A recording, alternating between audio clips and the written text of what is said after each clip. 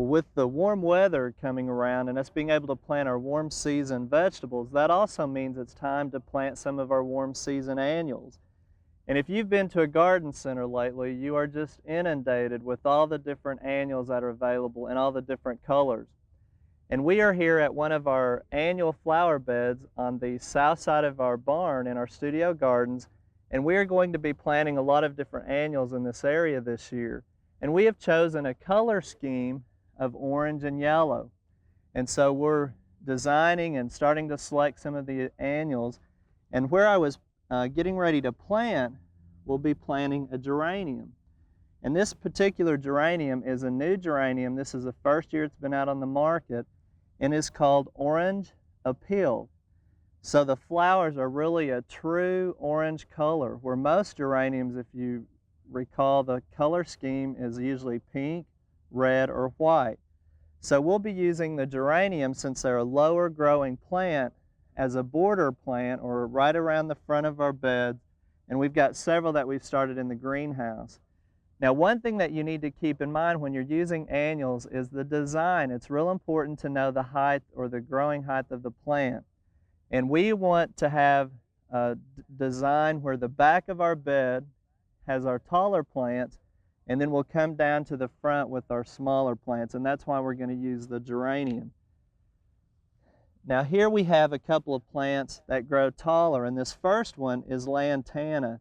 And last year we had a lot of it in our studio gardens. It grows anywhere from 2 to 3 feet tall. Brilliant colors, and we have to keep it pruned back even to keep it in proper shape. But this will go in the back of our bed because we want to get a lot of our height. Next we'll come in with what we call coxcomb or celosia. And again, it has an orangish yellow color, but a little bit different variety color from the other plants, so we'll have a good mix of color. They're going to get anywhere from 12 to 18 inches, and we'll put them sort of in the center of our beds. Now, one thing when you're planting annuals, you want to make sure that you look at your arrangement. Planting annuals in a straight line like this sometimes doesn't really give you a lot of design creativity. Sometimes you may want to angle them like this, or plant them in groups of 3 or groups of 5, cluster them together. But remember, it takes a lot of time and care on the annuals, so keep your spacing in mind, and they can be quite expensive too. So try to design ahead of time what you're going to do so you can make sure you're not wasting any money. Now, some other annuals that we have here are going to go in another bed because they have a little bit different color scheme. We talked about the lantana back here with orange-yellow flower. Here's one with a purple flower, but the flower next to it, if you look just at the flower, looks just like it, but it's called verbena. And the verbena comes in a wide variety of colors, just like the lantana. The only difference is the verbena has a different shaped leaf. The margins are not quite as lobed as the lantana, and they're a little bit more drought tolerant and will withstand the heat and stress a little bit more than the lantana, but they're both great selections to use.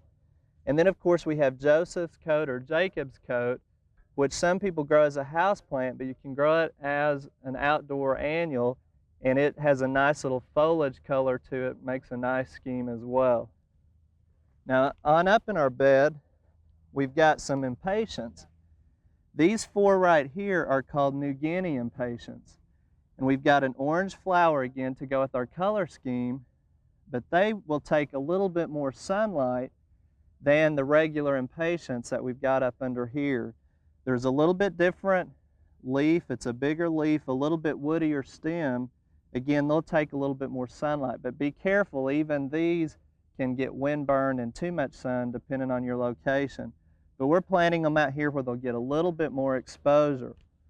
And then of course right up under our pine tree, where we get a lot of filtered shade, we're going to be planting our impatiens. And they require a lot of shade, a lot of moisture, and again we're going with a different shade of orange to go with our color scheme. Now, one thing about the annuals, when we plant them, we'll mix in some fertilizer in the planting hole, just like we did with our vegetable transplants, and we'll side dress them or water them in with a liquid fertilizer. But to grow annuals, It takes an awful lot of care to really get them to perform during the summer. So we'll keep you informed on pruning and side dressing and any kind of pest problems as the season goes along. We hope you've enjoyed this classic from the Oklahoma Gardening Vault. Remember, even though these tips and techniques are timeless, there's always something new to learn in the world of gardening. By subscribing to both Oklahoma Gardening and OK Gardening Classics, you'll have access to a wealth of gardening knowledge, both classic and contemporary.